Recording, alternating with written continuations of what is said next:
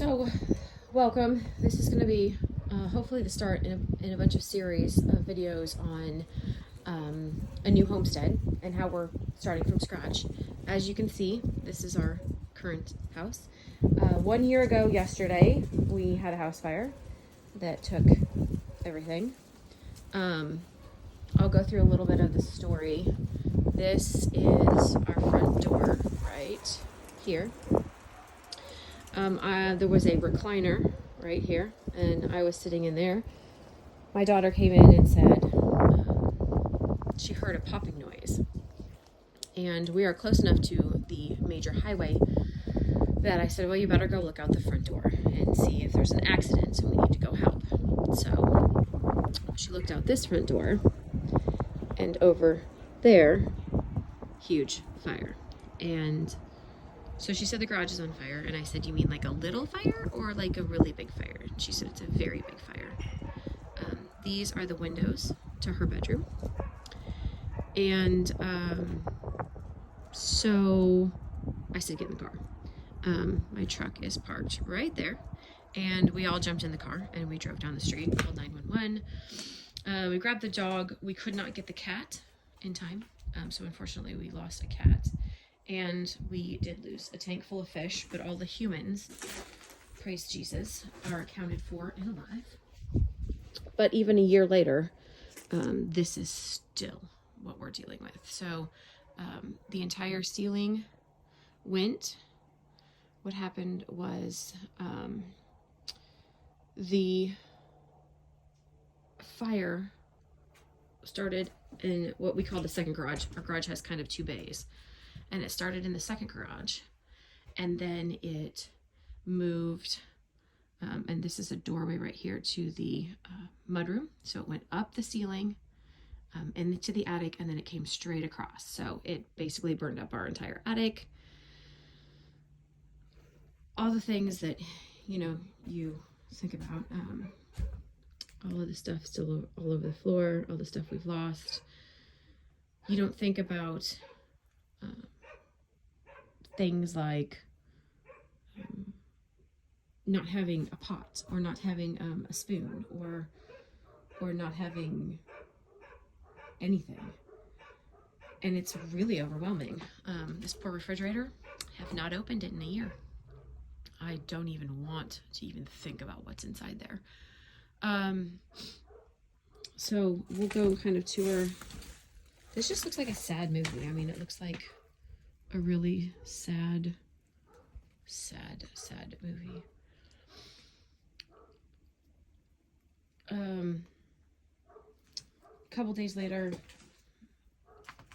we went and, my kids they're old enough, they can make macaroni and stuff. And so we thought, okay, I hate boxed food, but I'll buy them some macaroni. And we can, they can make macaroni while I'm at work. Got the macaroni. I was very proud of myself. Realized they don't have a pot. So the next day, went to the store, bought a pot, came home, realized we don't have a spoon to stir the macaroni with. Had to go get a spoon to stir the macaroni with. Then the next day, and then come back, was all ready to make it, and realized we don't have a colander to drain the macaroni.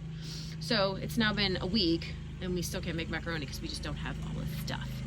And normally people have been, I've been married for over 20 years.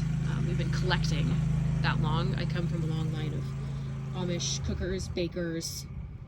We feed people. That's what Mennonites do. I had nothing. And so this, I'm going to go back slowly. This is my daughter's room. She was laying in here when she heard the sound.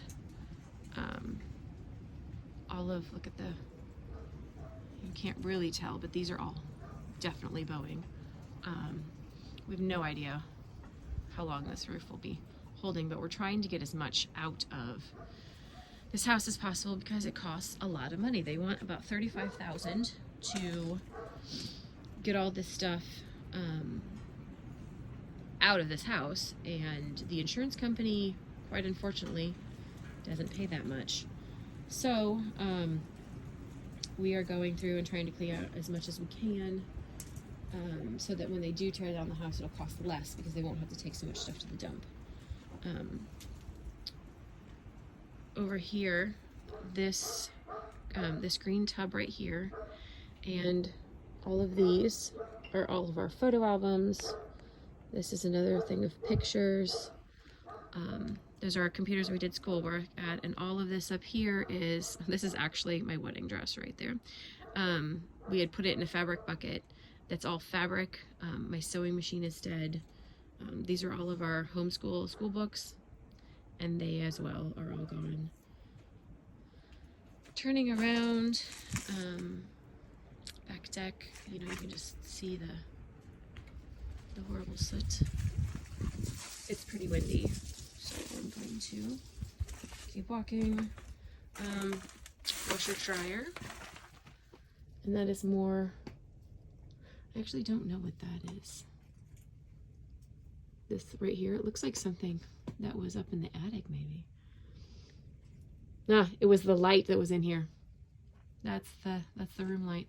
And all of this is all of like Tupperware, baking, some of my cat's iron. I think we got all that, but I know this Dutch oven, so hot it cracked.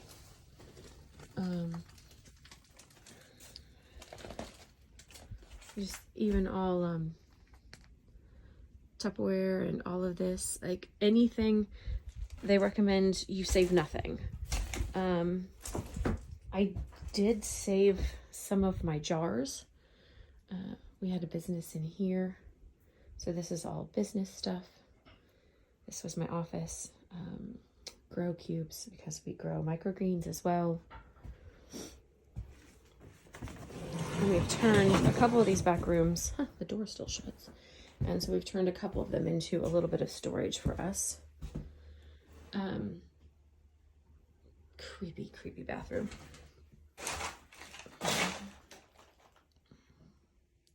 Just so sad. I mean,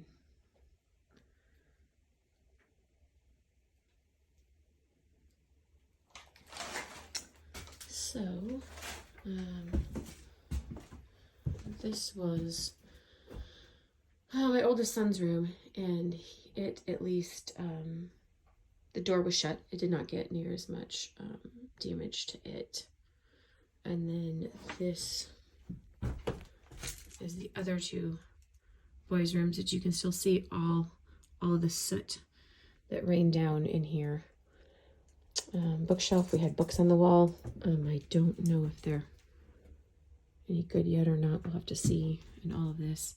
Kind of the going theme is that whatever the fire doesn't get, the smoke will, and whatever the smoke doesn't get, the water does. So this is our why. This is what we're doing. We're starting over. We currently live, I don't know if I can show you through the back window. Lights.